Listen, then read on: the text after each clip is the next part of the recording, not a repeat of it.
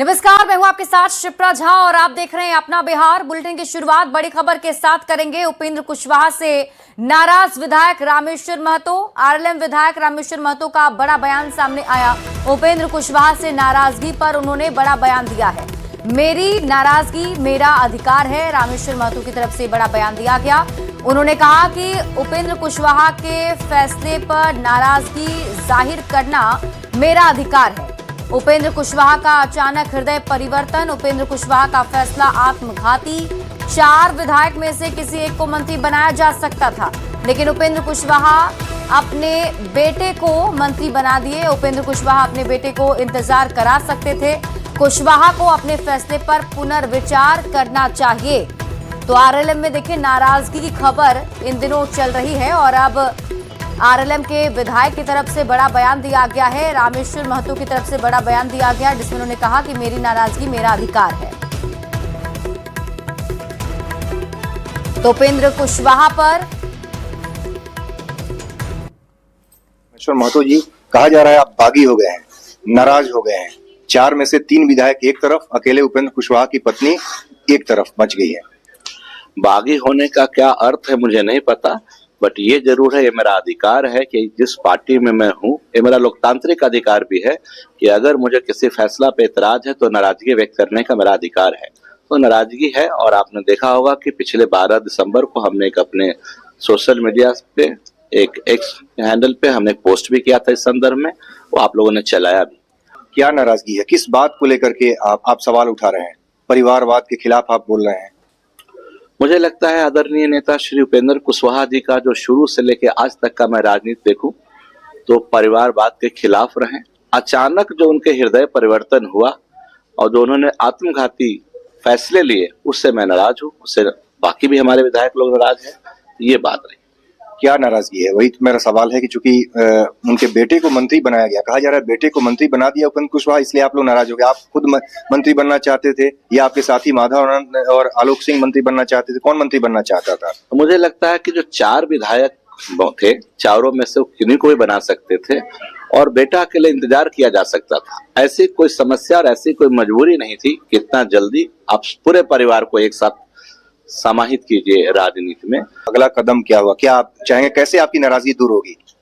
मुझे लगता है कि नेता को पुनः विचार करना चाहिए अपने फैसले पे और उसमें सुधार हो सके तो करना चाहिए, जिससे कि पार्टी के कार्यकर्ता, पार्टी के नेता सबके हित में हो। चलिए, बहुत बहुत धन्यवाद। तो ये थे आरएलएम के विधायक रामेश्वर महतो। अमितेश सिंह, न्यूज 18 दिल्ली। पटना से आपको बड़ी खबर बताते हैं। नीतीश कुमार पहुंचे हैं पटना साहिब गुरुद्वारा। प्रकाश पर्व में शामिल हुए मुख्यमंत्री नीतीश कुमार। संसदीय कार्य मंत्री विजय कुमार चौधरी उनके साथ रहे। गुरु गोविंद सिंह जी महाराज के दरबार में सीएम ने मत्था टेका है। गुरुद्वारा प्रबंधक कमेटी ने उपहार स्वरूप उन्हें सिरोपा भेंट किया। मुख्यमंत्री ने प्रदेशवासियों को भी प्रकाश पर्व की शुभकामनाएं दी। नेता का हमेशा ध्यान रहता है और पंजाब से जो लोग आते हैं उनको कोई दिक्कत तकलीफ नहीं है, उसकी विशेष व्यवस्था माननीय मुख्यमंत्री जी करते हैं। मैसेज भी जाता है बिल्कुल बिल्कुल मैसेज देने का प्रयास करते हैं कि यहाँ व्यवस्थित है सब कुछ और बड़ा प्यार से स्नेह से आते भी हैं और पार्टिसिपेट भी करते हैं, सो दैट कि ज़्यादा से ज़्यादा टूरिस्ट आए, पार्टिसिपेट करे।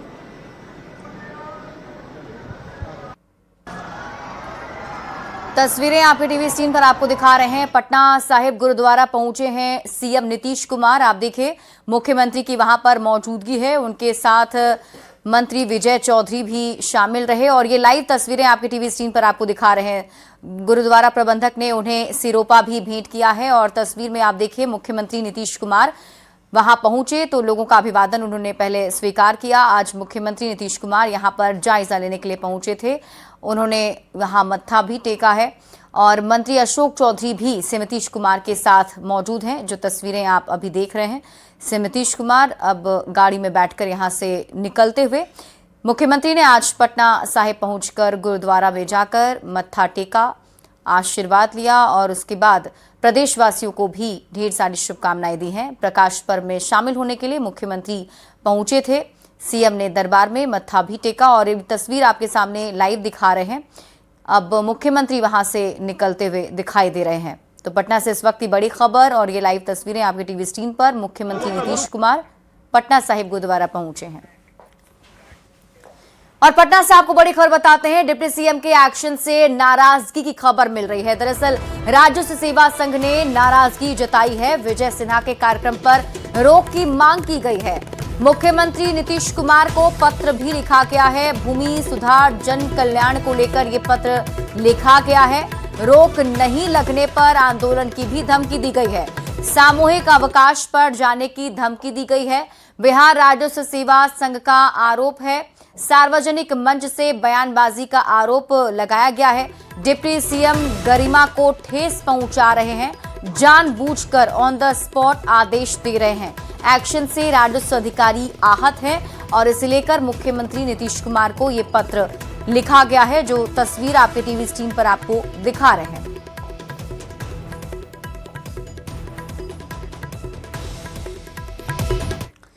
और इस पूरे मामले पर जब डिप्टी सीएम विजय कुमार सिन्हा से बातचीत हुई तो उन्होंने नाराजगी की खबर को इनकार किया और उन्होंने कहा कि नाराजगी की मुझे कोई खबर नहीं है, मेरे पास कोई पत्र नहीं आया है। अराजकता का माहौल स्वीकार नहीं किया जाएगा। जनता के हित में सही फैसले लेते हैं, हम कभी दबाव में नहीं आते हैं। दिक्कत है तो हमसे बात करें। मीडिया में दबाव की नीति नहीं चलेगी। कुछ लोग माहौल को दूषित करना चाहते हैं, इससे मेरे ऊपर कोई असर नहीं पड़ेगा। मैं नहीं जानता कि कौन कहां नाराजगी प्रकट कर रहे हैं और कौन कहां पहल कर रहे हैं। मेरे पास कोई पत्र नहीं आया है किन्हीं का और न हमसे किन्हीं ने संपर्क किया है। मैं इतना जानता हूं कि अराजकता के माहौल हम कभी स्वीकार नहीं किए हैं और न ही किसी के दबाव में आए हैं। सेवा का हमारा नेतृत्व ने अवसर दिया है। जितना दिन विजय सिन्हा जिस विभाग में रहा है, जो जनता के हित में सही निर्णय है, हम उसको पूरा करेंगे। श्रम संसाधन मंत्री के रूप में 2017 में भी आईटीआई में जब सुधार की प्रक्रिया हमने अपनाया तो लोग मेरे पुतले जला रहे थे, काफी विरोध कर रहे थे। आज जाकर के पूछिए उन लोगों से कि जो हमने पहल किया है, उस पहल से बिहार के बच्चों को लाभ हुआ और संस्था जो ईमानदारी से संस्था चला रहे थे वो भी प्रसन्न है। और राजस्व भूमि सुधार विभाग के अंदर लोगों को दिक्कत है, परेशानी है, तो वो हमसे बात करेंगे। प्रेस मीडिया में जाके दबाव बनाने का प्रयास करेंगे तो विजय सिन्हा उससे प्रभावित नहीं होता है। जनता के हित में सरकार को जो निर्णय लेना है वह निर्णय हम लेंगे। उसमें सुधार की जरूरत है। मेरे जो अच्छे काम करने वाले कर्मचारी और पदाधिकारी हैं, उसका मनोबल नहीं गिरने देंगे। माननीय न्यायालय पर बेवजह का जमीनी विवाद का जो बोझ बढ़ रहा है, उसको कम करने की जिम्मेवारी हम सब की है। और इस तरह से कुछ लोग वातावरण दूषित करके एक माहौल क्रिएट करना चाहते हैं, उससे विजय सिन्हा प्रभावित नहीं होता है। तो विवाद के बीच राजस्व भूमि सुधार विभाग ने एक नया पोर्टल जारी कर दिया है, जिस पर आम लोगों की जमीन से जुड़ी समस्याओं का समाधान मिलेगा। इस पोर्टल के जरिए नागरिक दाखिल खारिज सहित जमीन से संबंधित कई विवादों के लिए ऑनलाइन आवेदन कर सकते हैं। उप मुख्यमंत्री विजय कुमार सिन्हा ने कहा कि यह पहल बिहार के लोगों के लिए बेहद लाभकारी है, जिससे पारदर्शिता बढ़ेगी और समस्याओं का त्वरित समाधान भी होगा। कि ये सरकार डबल इंजन की सरकार जनता के सेवक के रूप में ईमानदारी से सेवा के लिए कदम बढ़ाया है। इसमें जो बाधक बनेंगे वो बचेंगे नहीं, उस पर कार्रवाई होगी। मुख्यमंत्री नीतीश कुमार ने पटना संग्रहालय और बिहार म्यूजियम को जोड़ने वाले निर्माणाधीन टनल का निरीक्षण किया है, जहां उन्होंने न सिर्फ काम की बारीकी को जानकारी से बारीकी ली, बल्कि अधिकारियों को बेहतर काम करने के निर्देश भी दिए। और इसके बन जाने से बिहार म्यूजियम और पटना संग्रहालय में लगी प्रदर्शनी को देखने के लिए लोग आसानी से एक जगह से दूसरी जगह जा पाएंगे। यहां आने वाले पर्यटकों को देखते हुए पार्किंग और अन्य जरूरी सुविधाओं की भी समुचित व्यवस्था सुनिश्चित की जा रही है। बिहार म्यूजियम के सामने पुनर्विकसित किए जा रहे 60 आवास और ऑफिसेस, हॉस्टल, कैंपस के निर्माण कार्य की भी जानकारी मुख्यमंत्री ने ली है। अधिकारियों ने बताया कि यहां 11 मंजिला भवन का निर्माण कराया जाना है, जिसमें solar parking shed, open parking, club house भी बनाया जाएगा।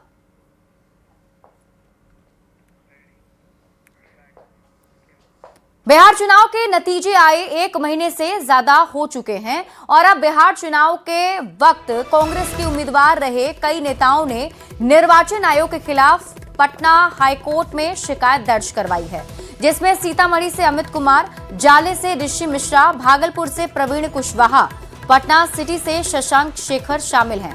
इनका कहना है कि राजस्थान चुनाव के समय कांग्रेस जनता को मोबाइल फोन देना चाहती थी, लेकिन निर्वाचन आयोग ने नियमों का हवाला देते हुए ऐसा करने पर रोक लगा दिया था।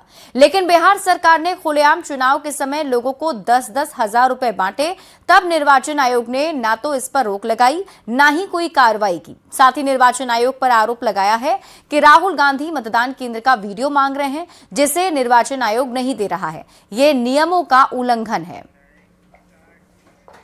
और इस बीच मोतिहारी से आपको बड़ी खबर बताते हैं। चुनाव नतीजे पर याचिका दाखिल की गई है। ढाका विधानसभा चुनाव से जुड़ा यह मामला बताया जा रहा है। नतीजे को लेकर कोर्ट में याचिका दी गई है। बीजेपी नेता पवन जायसवाल ने शिकायत की है।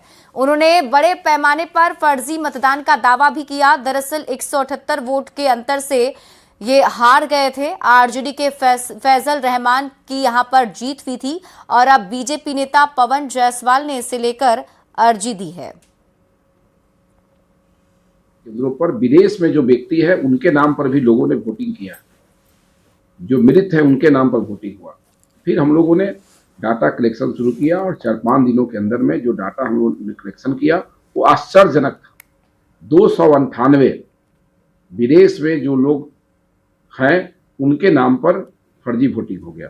298 45 ऐसे लोग के नाम पर वोटिंग हुआ जिनकी मृत्यु हो चुकी है। 41 ऐसे लोग हैं जिसका 2 जगह नाम है उसी विधानसभा के बूथों पर और दोनों जगह वोटिंग हो गया। 3 लोग ऐसे हैं जो मोतिहारी के जेल में बंद हैं, इनके नाम पर वोटिंग हो गया। और 1057 ऐसे लोग हैं जिनका डाटा सत्यापन पोलिंग एजेंटों ने किया। ये दिल्ली में है, कलकत्ता में है, देहरादून में है, पंजाब में है, कश्मीर में है, इनके नाम पर वोटिंग हो गया। और इन लोगों से हम लोगों ने शपथ पत्र भी ले लिया। 24 तारीख को इस मामले में प्रथम सुनवाई किया, जिसमें सभी पक्षों को नोटिस इशू हुआ है। तो मुझे पूर्ण विश्वास है, ये सुप्रीम कोर्ट का नियम है कि 6 महीना में ऐसे मामलों का निष्पादन होना है, अगर डॉक्यूमेंट्स उपलब्ध कराया जाता है तब। क्योंकि हम आवेदक हैं और सारे डॉक्यूमेंट्स की व्यवस्था हमने कर लिया है, मजबूती से हम अपने पक्ष को माननीय न्यायालय के सामने रखेंगे। तो मुझे पूर्ण विश्वास है कि 178 वोट का अंतर है। 178 दिन से पहले माननीय उच्च न्यायालय का निर्णय इस मामले में आना चाहिए और ढाका का जो चुनाव है वो नियम के अनुसार जो साक्ष्य हमारे पास है उसके हिसाब से 100% रद्द होना सुनिश्चित है। बढ़ते हैं आगे और बात अगली खबर की। भोजपुर जिले के बेतिया के गौनाहा में रेलवे फाटक पर एम्बुलेंस और गन्ना लदा ट्रक एक साथ फंस गया, जिसकी वजह से पैसेंजर ट्रेन करीब 1.5 घंटे तक फंसी रही। वहीं दूसरी तरफ इसकी वजह से सड़क के दोनों तरफ गाड़ियों की लंबी कतार लग गई। स्थानीय लोगों का कहना है कि रेलवे फाटक पर कोई गेटमैन नहीं होने की वजह से अक्सर ऐसी समस्या होती रहती है। जाम लगने से लोगों में काफी नाराजगी भी देखी गई। लोगों ने मांग की है कि यहाँ जल्द से जल्द गेटमैन की तैनाती की जाए ताकि ऐसी समस्या से छुटकारा मिल सके।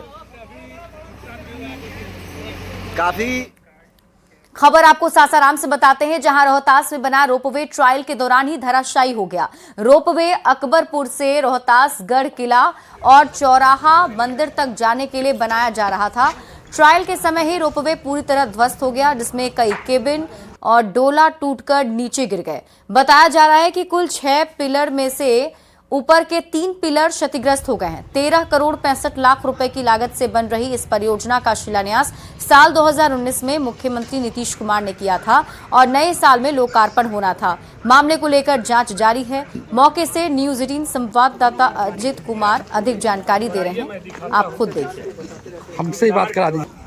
रोहतास जिला में पर्यटन को बढ़ावा देने के लिए जो व्यवस्थाएं की जा रही थी, खासकर अकबरपुर से लेकर रोहतासगढ़ किला और चौरासन मंदिर तक जाने के लिए रोपवे का निर्माण कराया जा रहा था। आप हमारे पीछे देख सकते हैं, ये सरकार की काफ़ी महत्वाकांक्षी योजना थी और सीएम नीतीश कुमार ने खुद आकर इसका शिलान्यास किया था और लोगों को उम्मीद जगी थी कि जब यहाँ का रोपवे शुरू हो जाएगी तो पर्यटन में आमूलचूल परिवर्तन होगा और दूर दराज से जो लोग हैं वो रोहतासगढ़ किला जो नहीं पहुँच पा रहे हैं और जो चौरासन मंदिर है जो दुनिया का सबसे प्राचीन मंदिर बताया जाता है, शिव मंदिर, वहाँ तक पहुँचने के लिए रोपवे बनाया जा रहा था। आप देख सकते हैं कि रोपवे की तमाम जो व्यवस्थाएं हैं और तकनीकी जो व्यवस्थाएं हैं वो कंप्लीट कर ली गई थी और लगातार पिछले कई दिनों से इसका ट्रायल भी चल रहा था। लेकिन आप देख सकते हैं कि उसके बाद क्या स्थिति है, जो अचानक जो है ट्रायल के पहले ही प्रयास में रोपवे है वो धराशायी हो गया और जमींदोजद हो गया। कई खंभे जो है वो टूट गए और बताया जाता है कि इस रोपवे के निर्माण के लिए 6 अलग अलग खंभे लगाए गए थे और उसके सहारे जो डोला होता है, केबिन होता है, उसे लगाया गया था। और जैसे ही पहले प्रयास में ही जब इसका ट्रायल चल रहा था उसी दौरान यह धराशायी हुआ है और उसके बाद जो है सिर्फ ये रोपवे ही धराशायी नहीं हुआ है, यहाँ कि वैसे लोग जो पर्यटन को बढ़ावा देने के लिए रात दिन लगे हुए थे उनके अरमान भी ढह गए हैं। आइए कुछ लोग हैं उनसे हम बात करते हैं। जी, क्या हो गया रोहतास का ये रोपवे को? इस सरकार का आईना है, यही सरकार है, यही सुशासन है, यही तरीका है। और हम नहीं, केंद्रीय मंत्री जीतन राम मांझी जी कहे थे कि कमीशन वाली सरकार है, तो मंच से कहे थे और केंद्रीय मंत्री हैं भाई, उनका सम्मान तो रखना होगा। बिहार राज्य के ऊपर उप मुख्यमंत्री 6 साल से बन रहा था, आप लोग का सपना था कि पूरा हो जाएगा, तो सपना पल भर में टूट गया। बिहार के 13 करोड़ लोगों के 14.5 करोड़ रुपया को 1 सेकंड नहीं लगा बर्बाद होते हुए। सौभाग्य इस बात का है कि ये ट्रायल से पहले हुआ, ट्रायल के दौरान हुआ, ये रनिंग वे में नहीं था और दूसरा यहाँ पर कल कोई मौजूद नहीं था। इसके बाद रोपवे पूरी तरह से क्षतिग्रस्त हो गई है। अब सवाल उठता है कि जो इस कार्य में अभियंता लगे हुए हैं और फिर जो कंपनी जिसके अधीन इसका निर्माण चल रहा था उनके गुणवत्ता पर, उनके कार्य कुशलता पर सवाल खड़े हुए हैं और ये पूरा मामला अब जांच में चला गया है। पुल निर्माण निगम के जो अधिकारी हैं उनके देखरेख में इसकी जांच शुरू हुई है। स्थानीय प्रशासन ने भी जांच के निर्देश दिए हैं। तो अब देखना है कि अब आखिर इस पूरे प्रकरण में जांच के बाद ही स्पष्ट हो पाएगा कि आखिर ट्रायल के दौरान ही जो 13 करोड़ 65 लाख की लागत से बनाए जा रहे रोपवे जो धराशायी हुआ है उसका आखिर क्या होता है, कौन इसमें लापरवाह है। अजीत कुमार, न्यूज़ 18, सासाराम।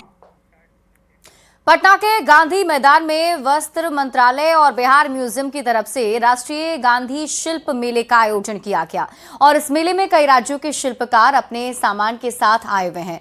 यानी एक मेले में आप कई राज्यों की कलाओं को देख और खरीद सकते हैं। इस मेले में क्या कुछ खास है, जायजा लिया है न्यूज़ 18 संवाददाता विनीता मिश्रा ने। गांधी मैदान में वस्त्र मंत्रालय और बिहार म्यूजियम की तरफ से राष्ट्रीय गांधी शिल्प मेले का आयोजन किया गया है और यहाँ पर कई स्टॉल लगे हैं। ये स्टॉल बिहार के नहीं बल्कि कई अलग अलग राज्यों के हैं और इस स्टॉल की जो विशेषता है वो ये है कि ये शिल्प बाजार को बढ़ावा देने के उद्देश्य से लगाया गया है और यही वजह है कि बिहार म्यूजियम और वस्त्र मंत्रालय ने फ्री में जितने भी शिल्प कलाकार हैं उन्हें स्टॉल दिया है। उद्देश्य यही है कि शिल्प बाजार को बढ़ावा मिले और एक जगह से कई अलग अलग राज्यों के जो सामान है वो उचित दाम में आप खरीद सके। यहाँ देख सकते हैं कि जो वर्धमान के जो कपड़े हैं उनके स्टॉल भी यहाँ नजर आ रहे हैं, यानी वहाँ के जो कारीगर हैं उन्होंने अपने उत्पाद को यहाँ स्टॉल के माध्यम से लगाया है। वेस्ट बंगाल का ये स्टॉल जहाँ पर वहाँ के जो सामान है, जो कपड़े हैं, वहाँ की जो कलाएं हैं वो आपको बड़े ही आसानी से यहाँ मिल जाएंगे। लोग तो खरीद रहे हैं। वहाँ के सामान यहाँ पर एक जगह सब कुछ मिल जा रहा है। ये देखिए दुपट्टा है हमारा। कौन सी कारीगरी है ये? कौन सी कारीगरी है ये? ये दुपट्टे एम्ब्रॉयडरी वर्क है, ये कांता स्टिच है। ये तो बंगाली का स्पेशल है कांता स्टिच। अच्छा, कितना दाम कितना रखे इस दुपट्टे का? एक दुपट्टा 800 रुपीज बोल रहा है, लेकिन 700 हो जाएगा, छोड़ देते हैं। आगरा की जो खूबसूरती है वो आपको इस स्टॉल में मिल जाएगा और ये सब कुछ बस इसीलिए किया गया है वस्त्र मंत्रालय और बिहार म्यूजियम की तरफ से, ताकि जो शिल्प बाजार है उसे एक मंच मिल सके और एक जगह से खासकर लोग कई अन्य राज्यों में ना जाकर एक जगह से अपने पसंदीदा सामानों की खरीदारी कर सके। विनीता मिश्रा, न्यूज़ 18, पटना। खबर आपको सिवान से बताते हैं, जहां मद्य निषेध विभाग के एडीजी अमित जैन ने अधिकारियों के साथ बैठक की। शराब माफिया पर कार्रवाई के लिए सिवान, गोपालगंज और छपरा के अधिकारियों के साथ मीटिंग हुई। यूपी के बॉर्डर से हो रहे शराब तस्करी पर रोकथाम के लिए अधिकारियों के साथ समीक्षा बैठक की गई। वहीं शराब तस्करों पर एक्शन के लिए अधिकारियों को निर्देश भी दिए गए। और तस्वीरें आपके टीवी स्क्रीन पर आपको दिखा रहे हैं उस मीटिंग की, जहां पर शराब माफियाओं पर नकेल कसने की पूरी तैयारी की जा रही है। दरअसल बिहार में शराबबंदी के बाद भी अलग अलग तरीके से शराब तस्करी की जाती है। और इसी के साथ इस बुलेटिन में अभी के लिए बस इतना ही। आप देखते रहिए न्यूज़ 18 बिहार झारखंड।